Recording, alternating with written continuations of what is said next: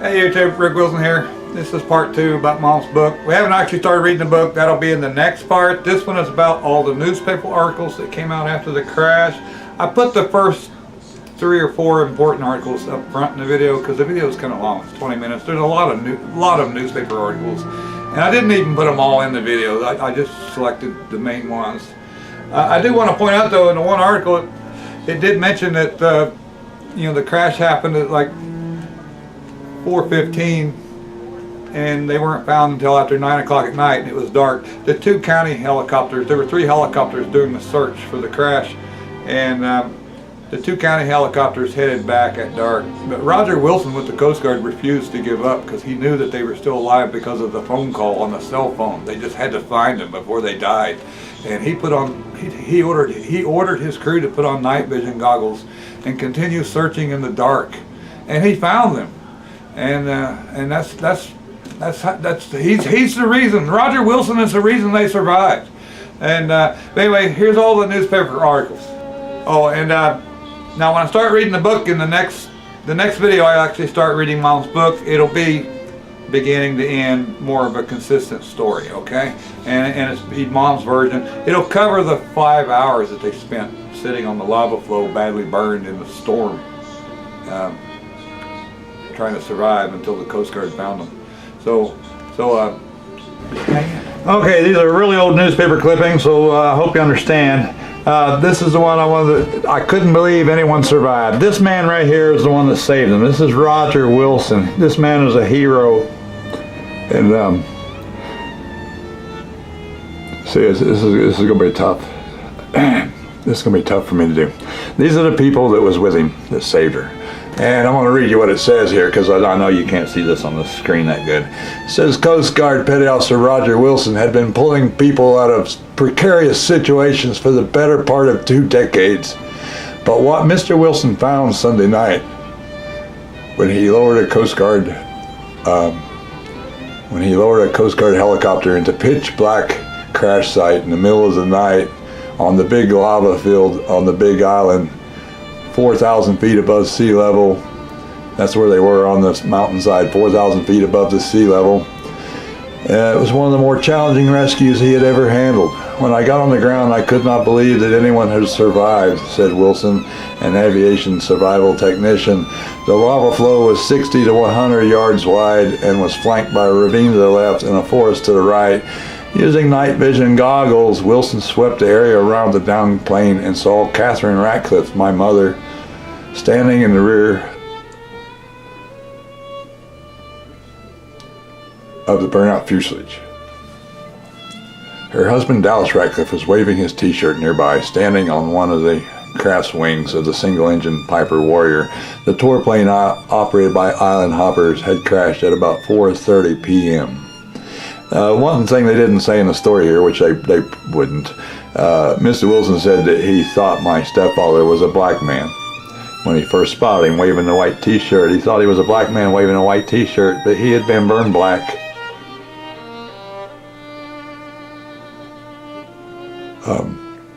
He had been burned black over 60% of his body. And so let's move on. And now we're going to move on to some articles about the rescuers. This is from the Star Bulletin in Hawaii. The U.S. Coast Guard crew that found the downed plane on the Big Island talked to the media yesterday at the Coast Guard station, Barbers Point. Rescue swimmer Roger Wilson on the left, that's Roger Wilson there, he's the man that went down and got him, showed off the rescue basket of older aircraft that they used to hoist the victims up into the hovering aircraft.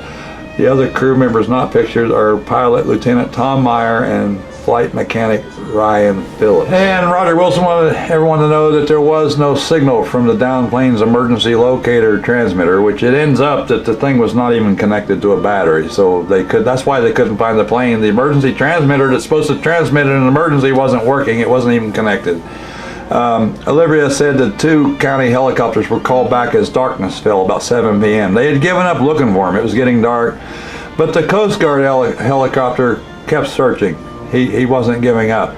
Shortly after 9 p.m., the Dolphin crew spotted the wreckage 4.5 miles off of Highway 11 above Midlothian. Coast Guard Lieutenant Thomas Meyer, air commander for the H-65 helicopter, and crew passed over the site 4 times before spotting Dallas Ratcliffe waving his shirt in the air as he stood on the plane's tail. Wilson said Catherine Ratcliffe suffered first and second degree burns to her body.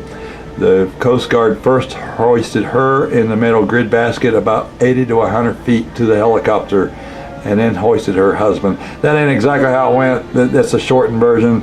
They were going to take Dallas first because he was so badly burned, but Dallas wouldn't allow him. He said that they had to take Mom first or he wasn't leaving.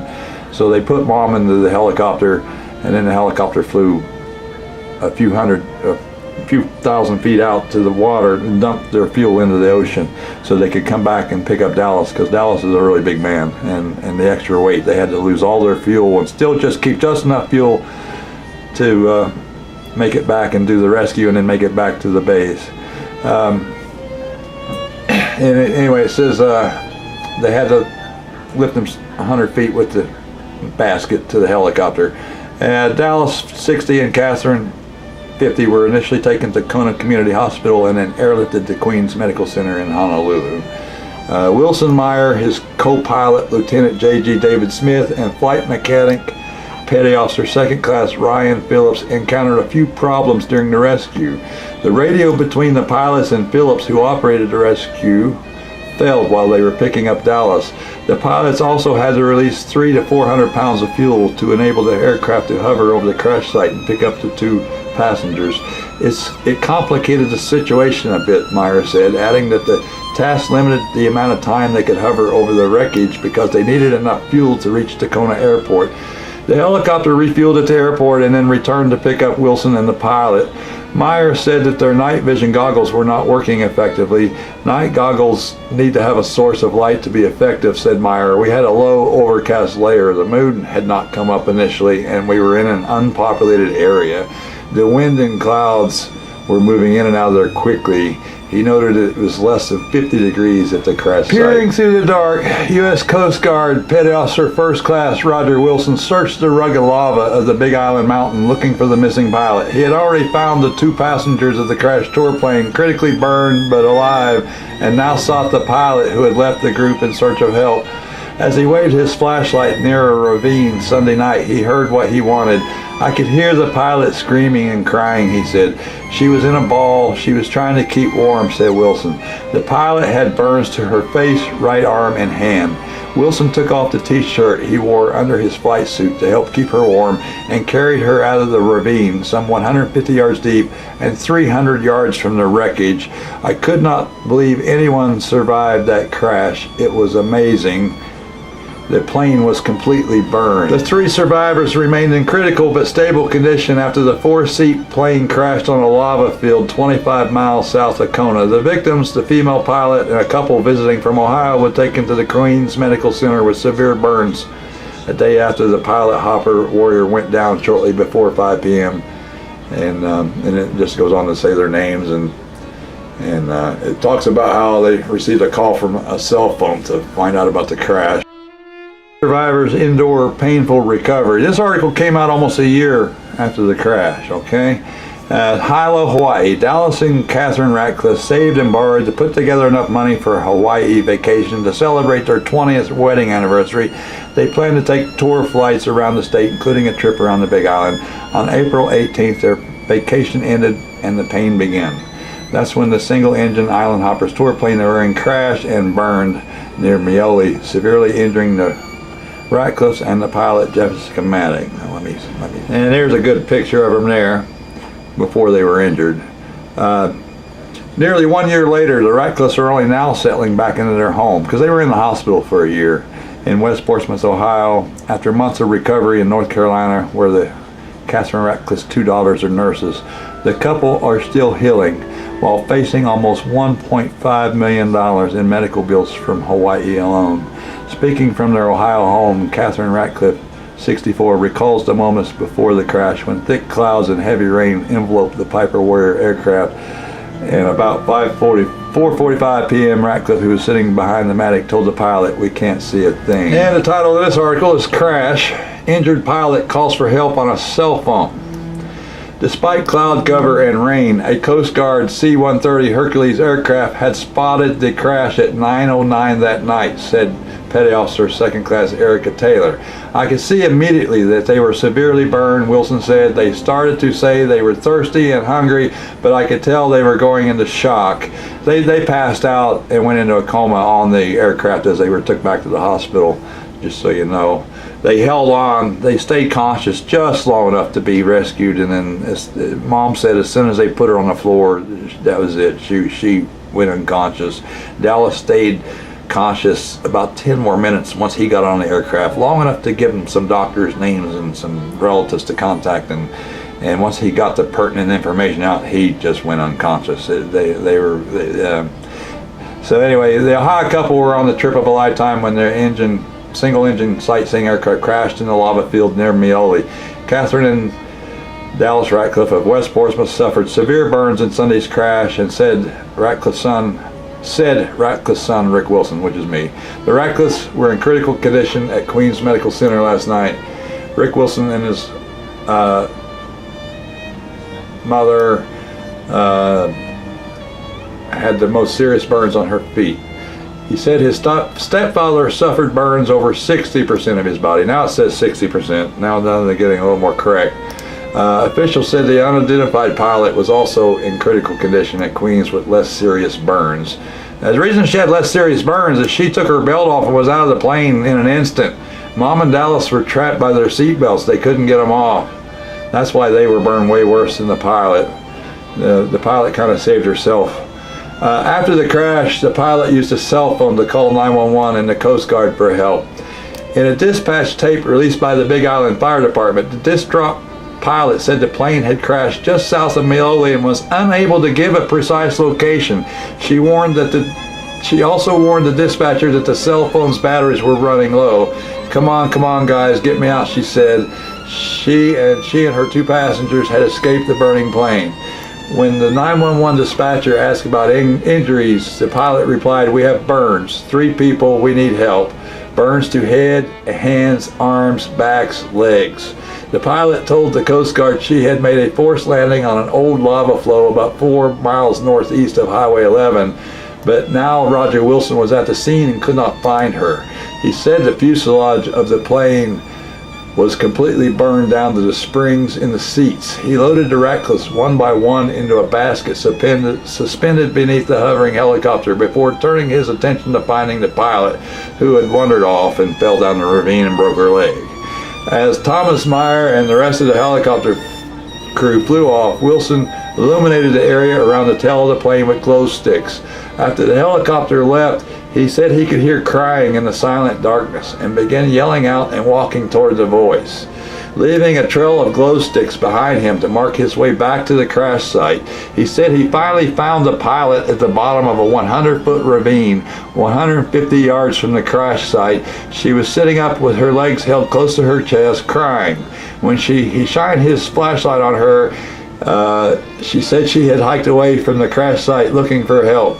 He threw glow sticks down the ravine around her and began climbing down the ravine to her. I had to turn off my flashlight when I climbed down there. When I took the light away, it was pitch black. There was no moon. When he got to the pilot, Roger Wilson said her right arm was completely burned and she was lapsing into shock. They slowly began the ascent and made their way back to the crash site. Once there, Roger Wilson removed her wet clothes and gave her his dry t-shirt and then tried to keep her warm. Meyer later said the pilot's shoes were melted by the heat of the fire.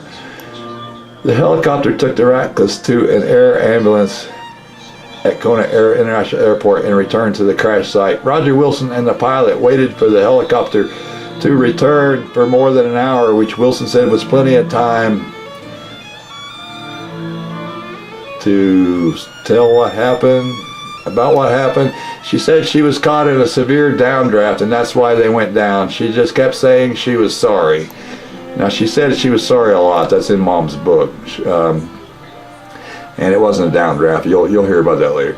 The Big Island Fire Chief there, Olivia, said fire rescuers who surveyed the crash site yesterday morning praised the Island Hopper's pilot for gliding the aircraft to the ground keeping it largely intact on very rough terrain. That's a little different from what actually happened to her. That's all in Mom's book. There wasn't time for her to do much. Mom's got her own reasons why that plane landed why it did. It has to do with God. The aircraft did not break up, suggesting the pilot was able to reduce the speed of the plane before making a forced landing. They attributed the three of them surviving to the pilot's ability to do that. She did a good job of putting the plane down. Catherine Ratcliffe's son said the tour company believed the plane crash may have been caused by wind shear that forced the aircraft down. And it goes on to say that they had always gone to the same resort in Nags Head their entire life. This was the first time they'd ever gone anywhere other than a few hundred miles from where they lived. And that Mom grew up poor, and she had 4 grown children and was sorry she had not given them the finer things in life. Mom raised the 4 of us on $100 a week. Yeah, but I didn't lack for nothing, really. This was like the trip of a lifetime for her, with the couple planning to spend a 2-week vacation in Hawaii. And Dallas was a retired nuclear plant worker, and you couldn't ask for anyone better than Dallas. Island Hoppers president Bill Aldrich did offer to pay for Mrs. Ratcliffe's children to fly to Hawaii and stay in a hotel, and Rick Wilson, which is me, planned to leave for Oahu today, which I did.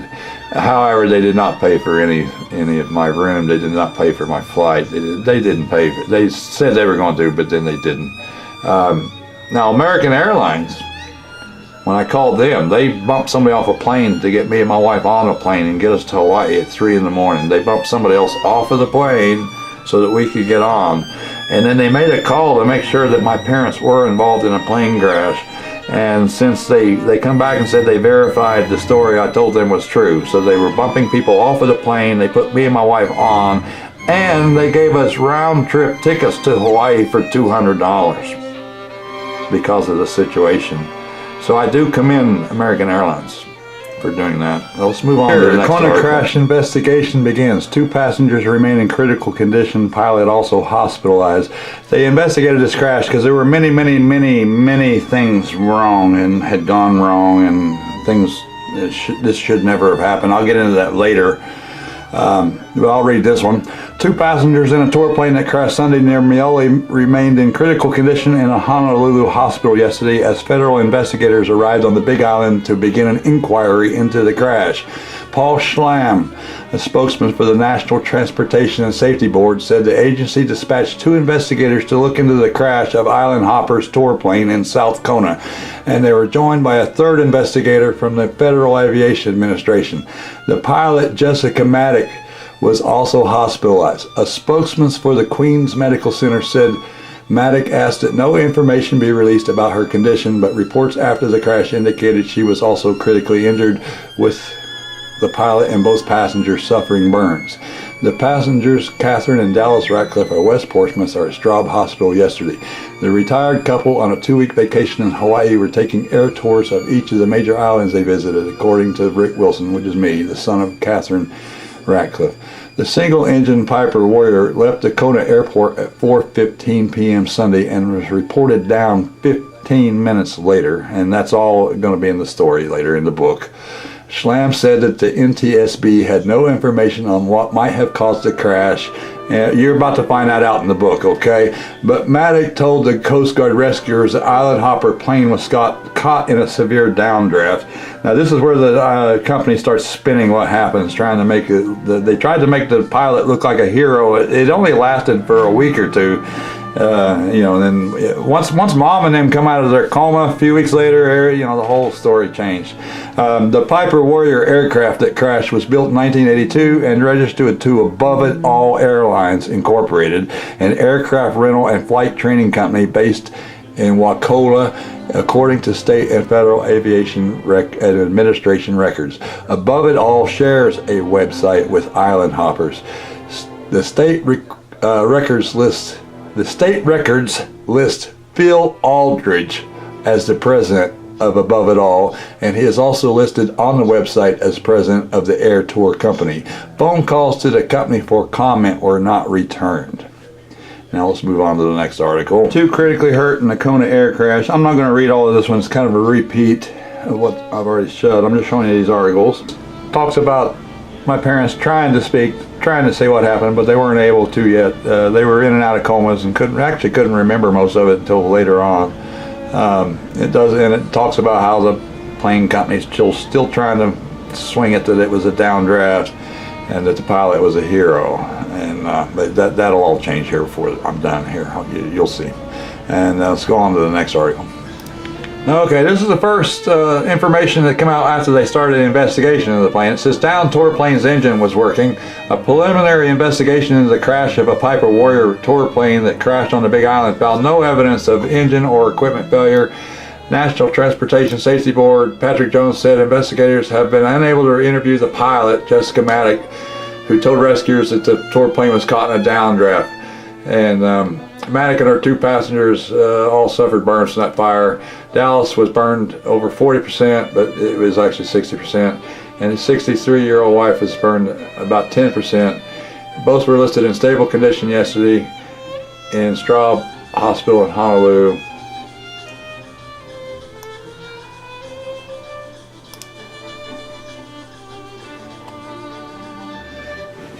Catherine Ratcliffe's son, Rick Wilson, said yesterday that his stepfather told hospital visitors that he tried to use his body to shield his wife from the fire that resulted in the pattern of burns to his torso, hands, and face, while Catherine Ratcliffe suffered burns mostly to her extremities, Wilson said. Maddock has asked hospital officials not to release information about her condition. Wilson said the family has retained a lawyer to look into the crash, partly out of concern about the Ratcliffe's mounting medical bills. The combined cost of treating the burn injuries may reach $1 million, which it did. It actually went to about $1.5 million.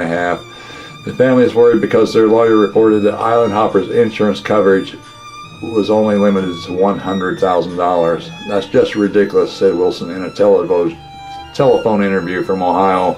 Those planes that carry people back and forth should be forced to carry more insurance than that. I own a Domino's pizza place and I carry $3 million worth of insurance. An airline only carries $100,000. It's just nuts. Phil Aldrich, president of Above It All Incorporated, which does business as Island Hoppers, was unavailable for comment. According to the NSB report, the Island Hoppers flight left at 4:20 p.m. under good weather conditions and a 2-hour tour of the volcano. Maddock had been working at the company since April 7th, used a wireless phone to report the crash at 4:46 p.m. Rescue crews from the U.S. Coast Guard found the wreckage at 9:09 p.m. So my parents survived about 4.5 hours, severely burned on the side of a volcano. And so it starts coming out in the paper with a little bit of spin on them. Skills praises the pilot caught in a downdraft. The Island Hoppers tour plane that crashed on the Big Island lava field Sunday, injuring the pilot and 2 passengers, was caught in an extreme downdraft that forced the aircraft to the ground, according to company officials. When pilot Jessica Maddock realized she could not escape the downdraft, she maneuvered the Piper Warrior to land on one small unforested spot in the area, according to Phil Aldrich, president of Island Hoppers parent company. Those on board suffered little or no injury in the landing itself, but the plane caught fire and burned. Maddock and Vacationing a High couple, according to the statement release, was also said the pilot performed admirably, if not heroically. I don't know if you call jumping out of the plane while the other people burned, if that's heroic or not, but we'll get into that later. The Ratcliffes remained in the critical condition in Straub Hospital yesterday. Maddock was moved to Queens Medical Center earlier this week, but no information was to be released about her condition. She got out of the hospital rather quickly, and then she went back to Australia, where she is from, and she disappeared. And nobody has ever spoke to her since, I don't think. Maddock, who is originally from Yugoslavia, arrived in Hawaii from Arizona about 2 weeks ago and began to work as a tour pilot with Island Hoppers, according to Arizona friends who have flown with her. Now you'll notice it said she'd only been with them 2 weeks. My parents were the first tour that she took, the first people she flown. and then she crashed the plane. Well, we'll get into that later. John Shaw, a private pilot, described her as an excellent pilot who was extremely cautious. You will get nothing but stellar remarks about her flying ability. And she has a clean record as a pilot with no accidents or minor incidents, Above It All Airlines said. Also, no accidents or incidents until this crash. The single-engine Piper Warrior plane Matic was flying also had a clean record. And let's see what else we say here. Said they spent some time, the Transportation Safety Board spent some time at the crash site, looking at the engines and things. We'll be reviewing Island Hopper's records on the maintenance and pilot qualifications and interviewing those who are on the plane. And it said the company, Island Hoppers, suggested that the plane, which had taken off from Kona, crashed because of a rare but occasionally occurring natural weather phenomenon known as microburst or extreme downdraft. The company said similar weather forces had even been responsible for large airliner crashes, and that Matic miraculously landed the small plane intact on an extremely rough lava flow. Matic suffered additional burns while assisting one of the reckless who had trouble getting out of the backseat of the plane, according to the company. She also used a cell phone about 4:30 p.m. to seek help from the Coast Guard and the Big Island Fire Department. When it began to rain and the Atlas became cold, Matic fashioned a shelter in the tail section of the aircraft, and as it got dark, the pilot began to walk to seek help and fell into a ravine, a hole, and further injured herself. The Coast Guard found the wreckage at 9:09 p.m. and evacuated the three by helicopter to ambulances waiting at the Kona airport. And it just goes on. They keep building up the pilot, and you know, who's never been seen since. But you know, the mom's story is quite a bit different from what all this says. And but we'll get to that when we get to the book in the next video.